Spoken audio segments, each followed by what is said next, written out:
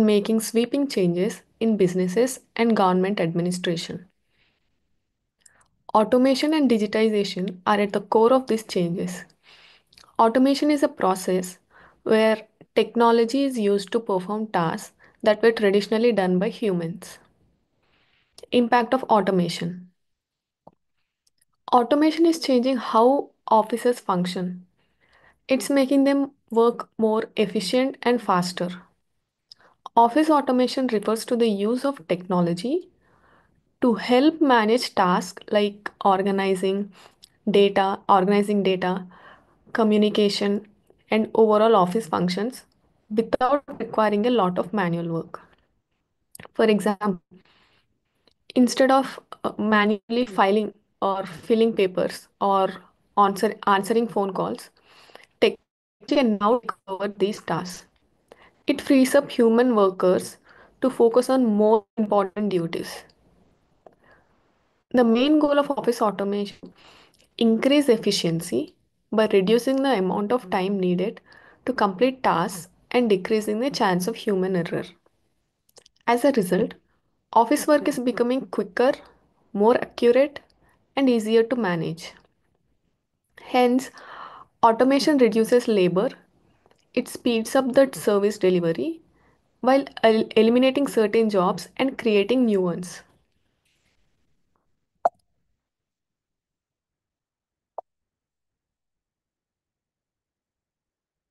Meaning of automation and office automation. So, what is automation?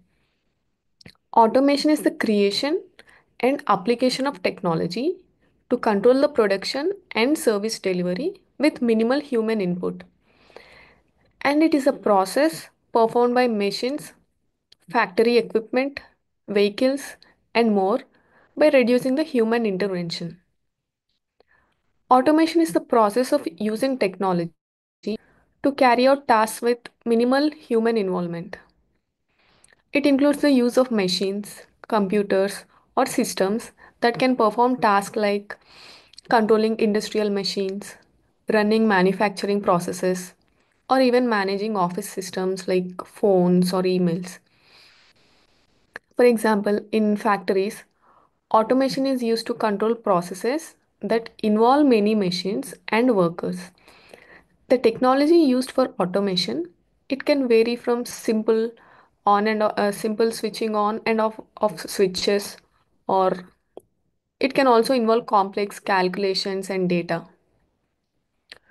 Automation is not limited to manufacturing industries. It can be applied to almost every sector, including office work. This brings us to office automation, which focuses specifically on automating tasks typically done in an office environment. So, what is office automation? It means the use of computers and software to handle office functions. It includes tasks like data storage, communication, and management. Office automation could involve using computers to store and manage information, and for software to process documents or systems to send emails automatically. Office automation involves various tools and systems to help streamline office operations and to make them more efficient. It includes tasks like data entry, file storage, communication, and scheduling, all of which are typically done manually in traditional office setting. With automation, these tasks are handled by technology, improving the speed, accuracy, and overall productivity of office.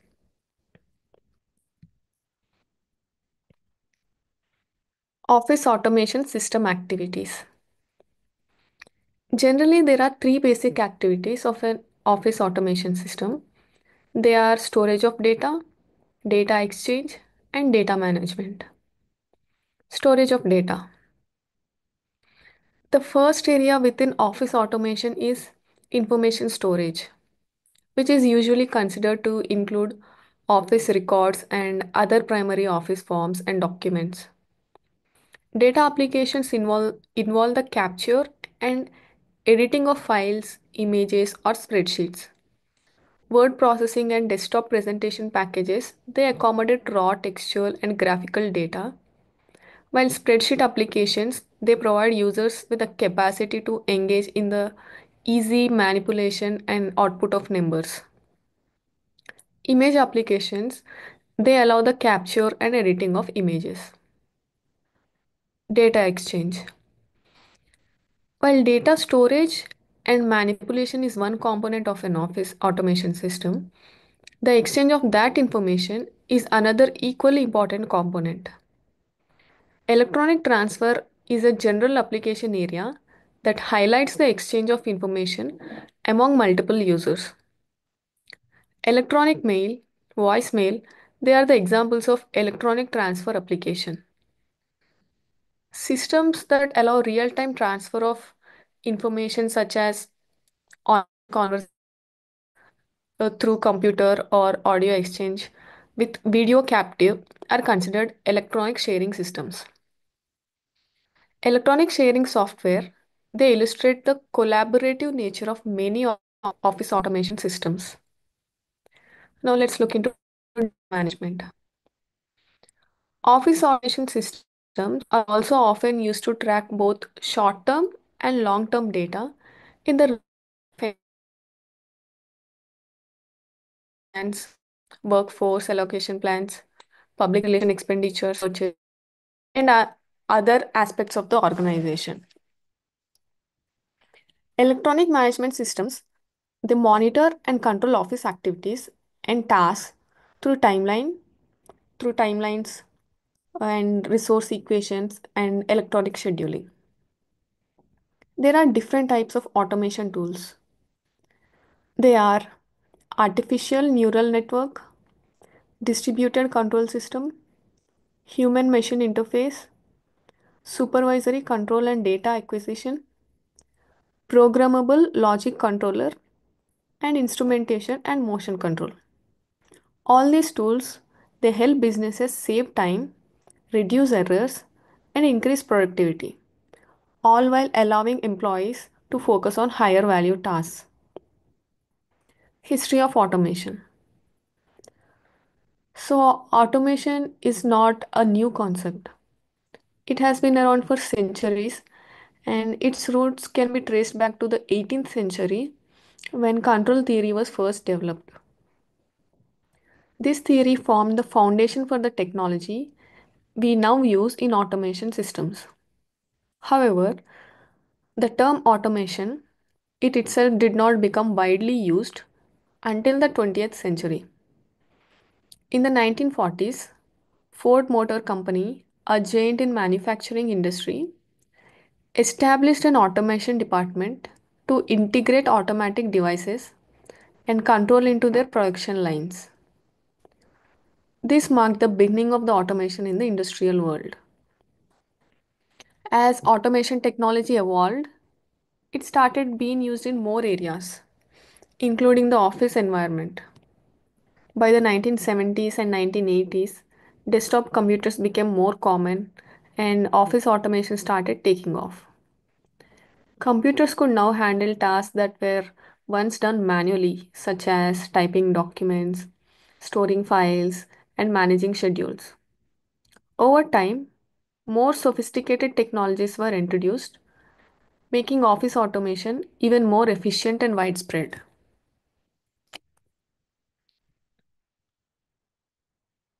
Scope and objectives of office automation. What are the objectives of office automation? To improve office productivity and optimize existing procedures, and to enhance system efficiency and replace manual systems with computer based solutions. The main goal of office automation is to improve productivity in workplace by using technology to automate repetitive tasks. In this way, businesses can achieve more in less time. For example, tasks like payroll processing, data entry, and inventory management, they can now be handled automatically by computer systems. It saves times and it also reduces the chance of human errors. Office automation also improves accuracy as machines and softwares now are more precise than humans at performing certain tasks. Additionally, by replacing manual work, office automation can help companies reduce costs, such as the need for large teams to handle administrative duties. Another important objective is to optimize office procedures. For instance, instead of manually sorting through papers, automation tools they allow employees to access information quickly and store and organize data electronically. This leads to more efficient workflows and better organization in the office. Automation can also improve decision making by providing timely and accurate data that helps managers make informed choices. How does office automation help?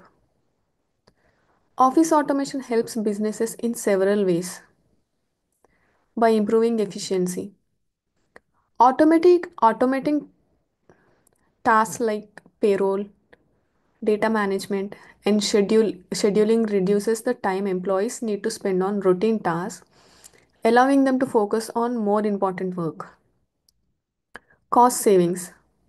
By automating repetitive jobs, businesses can save on labor costs and reduce errors, which often lead to expensive mistakes. Faster workflows. Automation speeds up the processes like sending emails or processing orders, leading to faster delivery of services and products.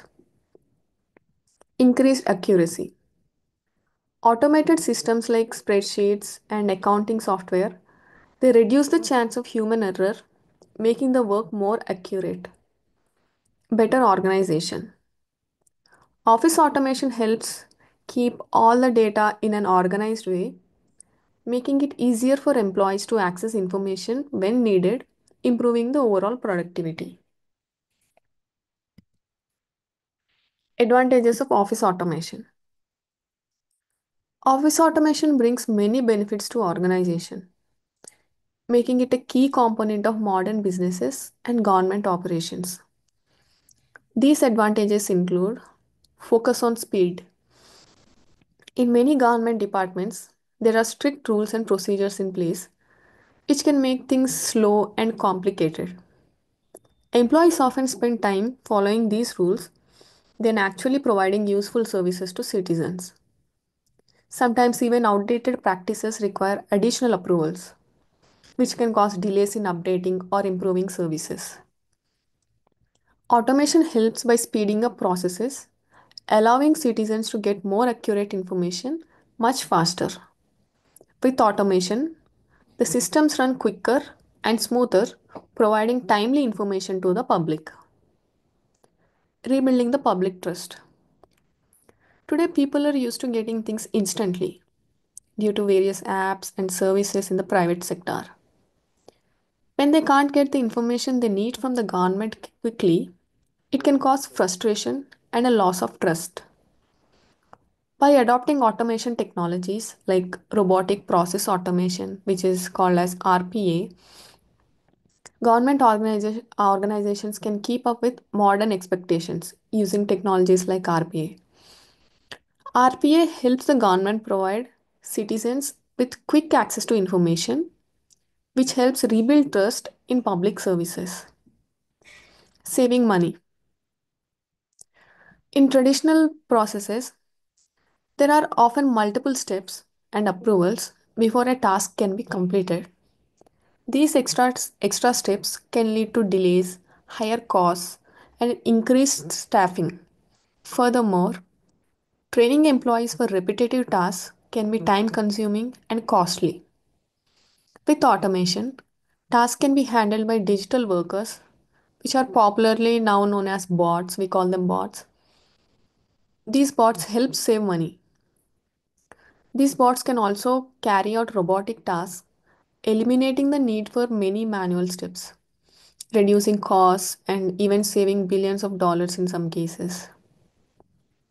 Achieving innovation. Many government systems are based on old processes that did not change much. These systems work, but they don't encourage innovation or improvement.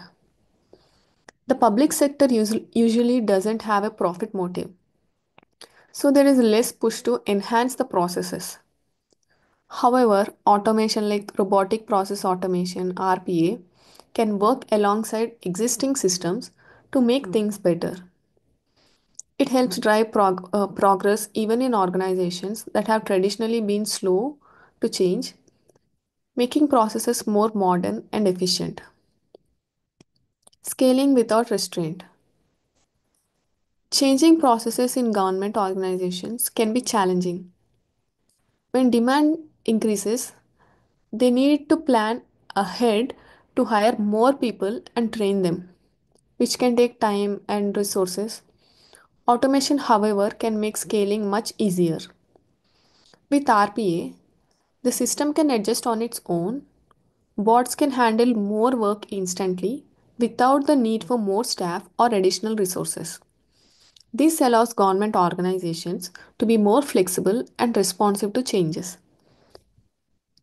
Faster production and cheaper labor. One of the most cited benefits of automation is its ability to speed up production and reduce the labor costs. Since tasks are done by machines or bots, they can be completed faster than if humans did them.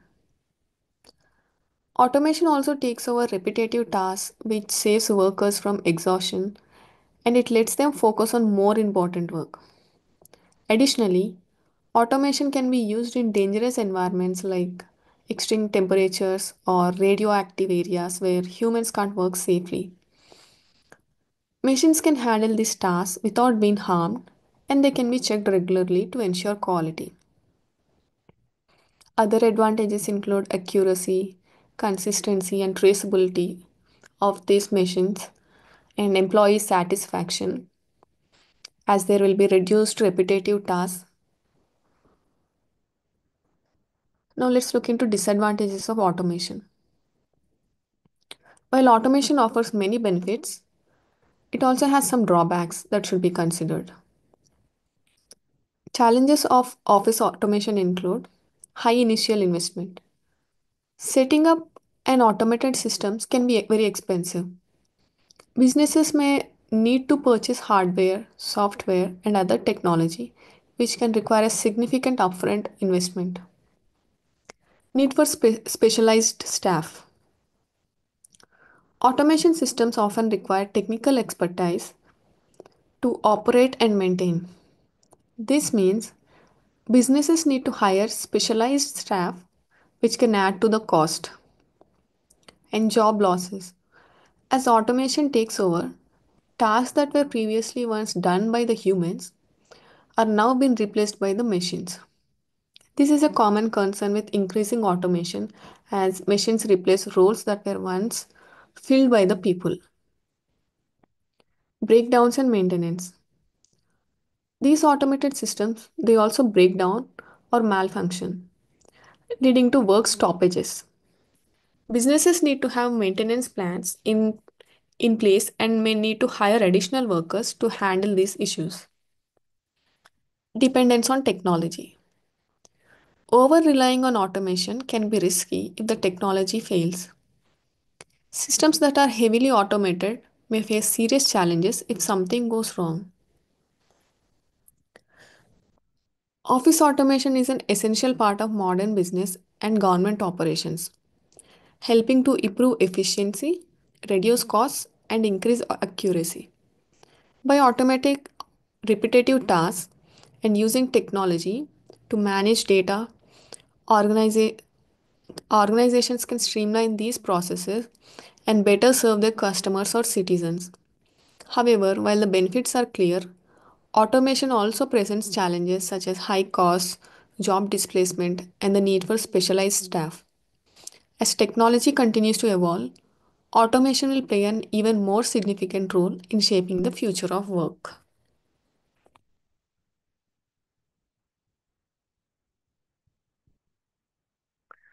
Now let's look into Unit 14, Office Services, which is the final unit in our public office administration.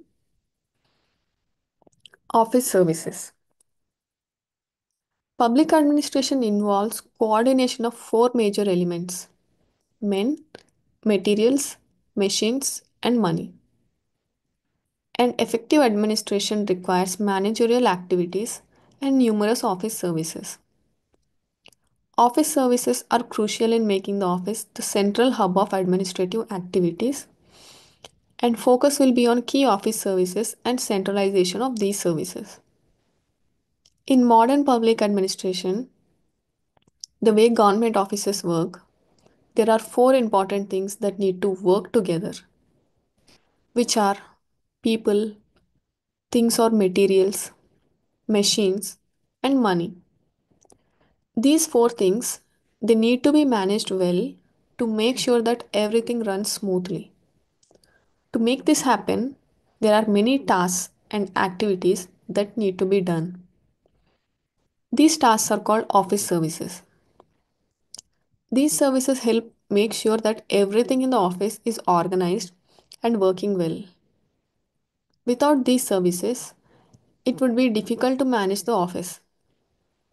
In this explanation, we will be talking about some important office services. We will also discuss whether it is better to have all these office services in one place or spread out in different parts of the office. Different office services. There are many different types of office services, and they are usually done by specialists in the office.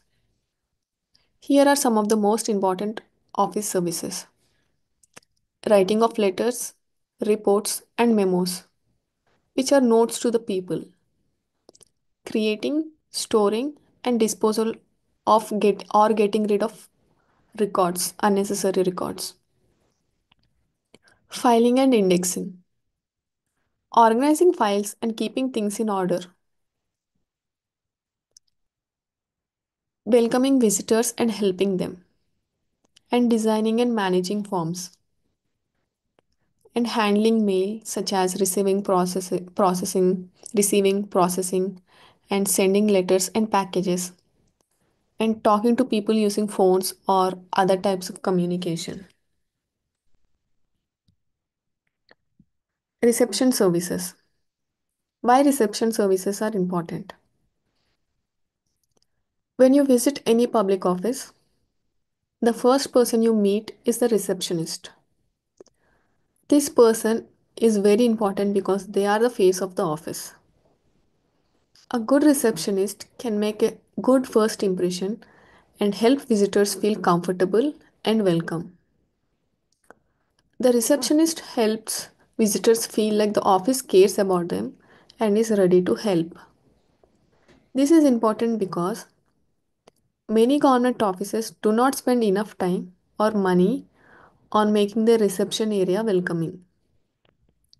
In many businesses, they spend a lot of money on making sure their visitors and customers feel important.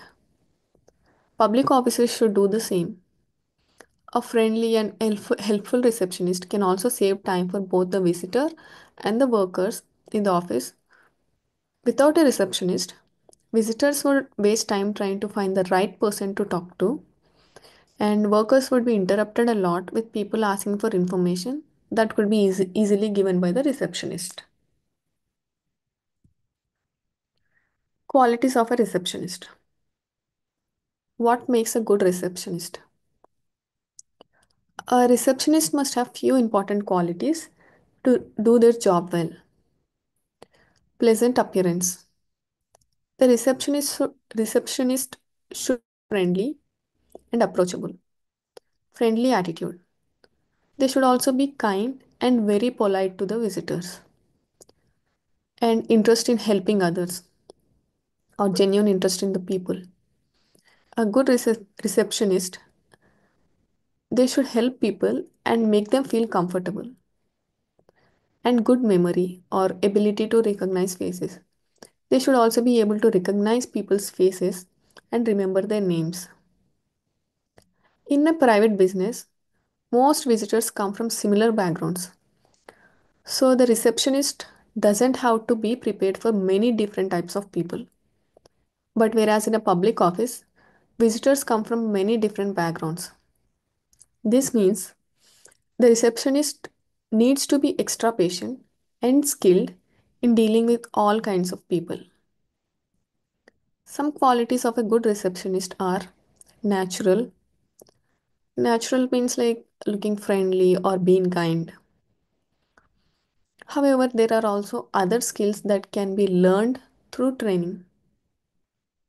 For example, training can help them avoid judging people based on how they look or their appearance. It can also teach them to understand the office rules and work processes so they can answer questions correctly. So, should men or women be the receptionists? Many people believe that women are better suited for this job because they are seen as more polite, gentle, and emotional. This is why many businesses prefer women for these positions. However, in public offices, it's not always easy to hire only women because of laws. Because of laws that say it's not okay to hire people based only on their gender. Also, in some cases, having women work late hours or during odd times, it can create extra challenges, which is something to consider.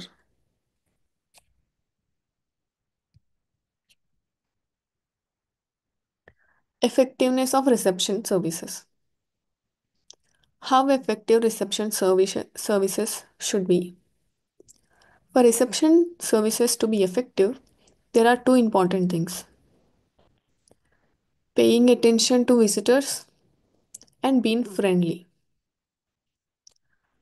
The receptionist should be ready to help visitors right away without making them wait for too long. It's also important to be polite, friendly, and willing to help. If a receptionist is kind, it makes visitors feel good about the office and people working there. Accommodation or physical space for receptionists. Besides being friendly and helpful, the receptionist's working space should also be comfortable. The area should have good lighting, ventilation, and comfortable seating for visitors. There should also be reading materials to keep visitors busy while they wait. The reception area should have good communication tools like a phone and an intercom. Intercom is a system to talk to people in other parts of the office, and a nice and comfortable reception area, which makes visitors feel more relaxed and positive about their visit. Responsibilities of a receptionist. A receptionist has many important responsibilities, including helping visitors with their questions. The first person visitors talk to is receptionist, so they need to answer questions and guide them to the right place. Keeping files organized. The receptionist should maintain a quick reference files with important information that can be easily accessed when needed. Passing messages. They should also help pass messages between visitors and the office workers they need to meet. Handling phone calls. The receptionist can transfer phone calls from visitors to the right employee, making visitors comfortable. While visitors are waiting, the receptionist should make sure they feel comfortable, offering them a place to sit and maybe even some refreshments if needed. In addition to these main responsibilities, the receptionist might sometimes need to do other tasks that are not directly related to their job but are still important for keeping the office run smoothly. Mailing services in public offices. Mailing services in public offices are very important because they help organizations communicate with people outside the office and within the office. Many public offices spend a lot of money on mailing, but they don't always focus on improving or modernizing how they handle mail. Despite this, having an efficient mailing system is key for any office to function smoothly. Mail refers to written communication between two or more people, usually sent with the help of a messenger or a post office. It's a key part of the office's day-to-day operation. The system used to handle the mail in the office needs to be organized, staffed, and supervised well, whether in it's a small or a large organization. Even though some small offices don't have a separate team for mailing larger organizations, larger organizations often have special departments or sections for mailing operations, such as the mail room or a dispatch section. There are two types of mail that public offices usually deal with: incoming mail and outgoing mail. Incoming or inward mail. Incoming mail includes things like letters, applications, reports, emails, notices, telegrams, purchase orders, etc. This mail could come from both within the organization and outside the organization. The process of dealing with incoming mail usually involves three main stages. Getting the mail. This can happen in several ways, like through the post office, courier services, or office messengers in smaller towns. In smaller towns or villages, the postman usually delivers the mail once a day. In bigger cities, they may deliver it twice a day. If an office gets a lot of mail, staff members are sometimes sent to collect it from post office. However, some special mail like registered posts or telegrams might be delivered directly to the office. Some offices even rent a post box to ensure the mail is delivered properly.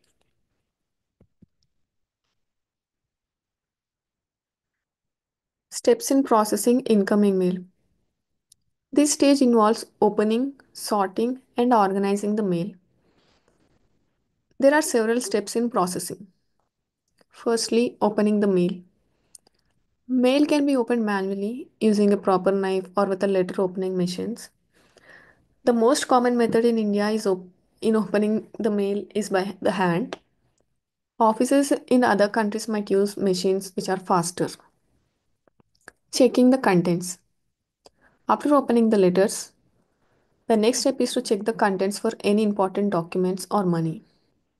Sometimes letters contain checks, postal orders, or cash, so the amounts need to be verified. Sorting the mail. The mail is then sorted according to the department or person it is addressed to.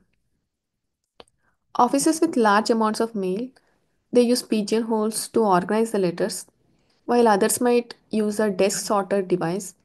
This helps keep things organized. Stamping. The letters are stamped with the date, time, or a serial number if necessary. Some offices use machines to stamp the mail quickly and accurately. Circulation. Some mails need to be shared with multiple people. In such cases, a circulation slip is used to inform the relevant staff about the letter contents. Recording. An inward mail register is maintained to track all the incoming mail, noting the sender, the date received, and the details of the letter. In some offices, this step is skipped to speed up the process. Reaching the mail. Once the mail is processed, it is given to the right person or department. It's important to ensure that the mail reaches to its destination quickly. The receiving person might need to sign a register to acknowledge the receipt of the mail. Outgoing office services. Outgoing mail is the mail that the office sends out, whether it's a reply to received letters or new communications being initiated. There are several stages involved in managing outgoing mail.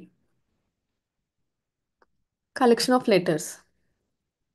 All outgoing letters are collected in a tray marked For dispatch, a messenger or staff member is responsible for gathering and organizing these letters. Folding.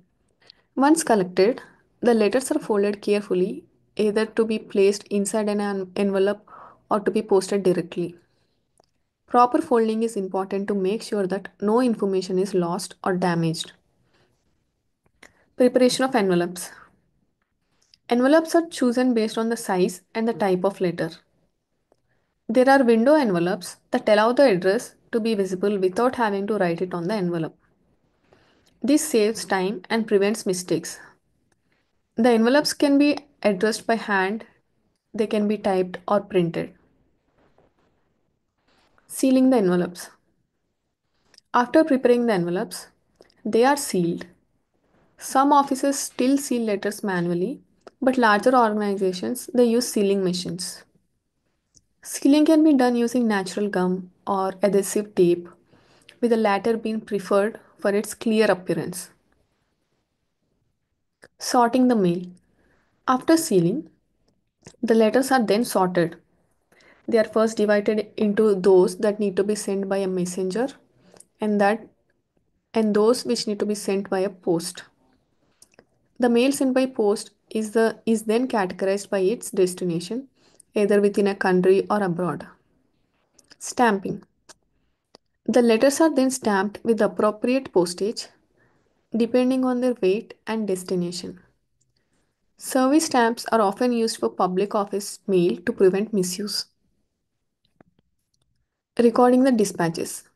Before posting, all outgoing letters are recorded in an outward mail register.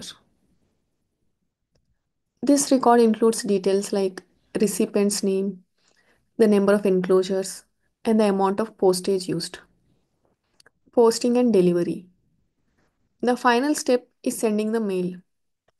Local mail can be delivered by an office messenger, while outstation or international mail is sent through the post office or courier services. Some offices may install a post box near their premises to make things easier. Centralization of office services.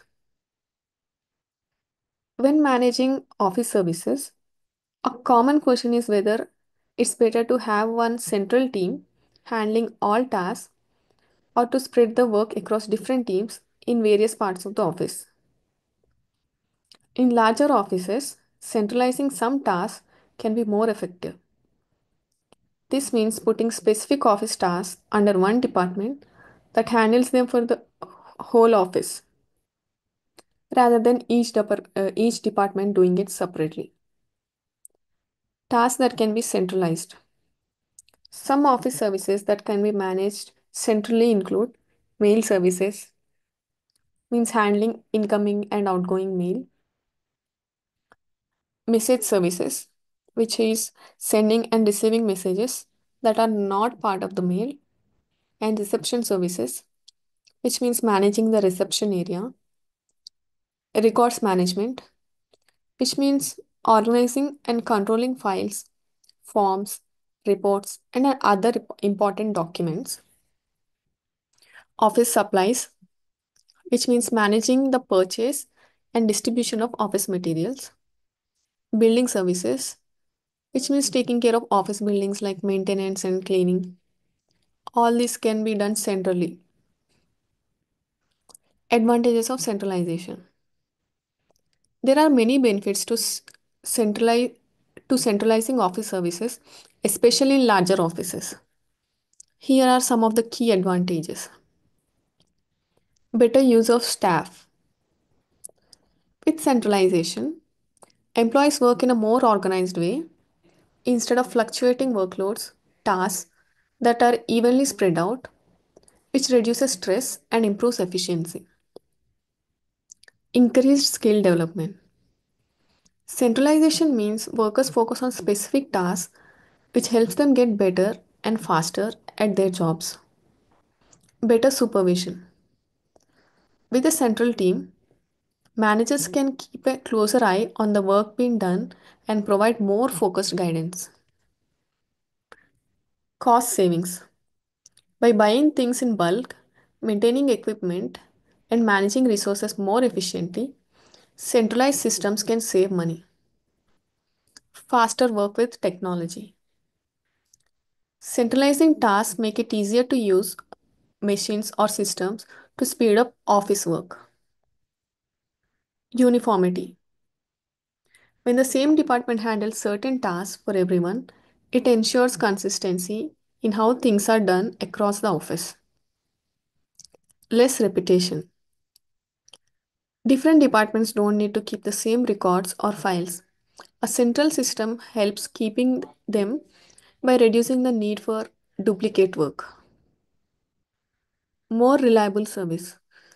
Centralized services can continue without interruption, even if there are issues in individual departments like workers being unavailable or machines breaking down. Disadvantages of centralization. However, centralization isn't always perfect. Here are some of the problems that can come with it. Confidentiality issues. Some offices, some office tasks need to be kept private. Centralizing services might make it harder to protect sensitive information. Uniformity can be a problem. Centralized services treat all departments the same, even though each department might have different needs. Delays. Because services are centralized, they might be far away from the departments that need them, causing delays. Resistance from staff. Some employees and managers may not like centralization because it takes control away from their departments and moves a specialist to a central team. Lack of control. Departments that use centralized services won't have as much direct control over the things are done. So, when is centralization useful? Deciding whether to centralize services depends on the office size and its needs. Centralization is usually better in larger offices or complex offices where buildings are close together. For smaller offices, centralization might not be possible, but they can consider hiring outside services if centralizing seems to offer benefits. The efficient management of office services is essential for smooth operation of any organization. Office services such as handling mail, communication, records and supplies, they are the backbone of administrative work and they contribute significantly to overall productivity of the organization. The mailing services play a crucial role in connecting public offices with the outside world. Both incoming and outgoing mail need to be processed efficiently to ensure timely and accurate communication.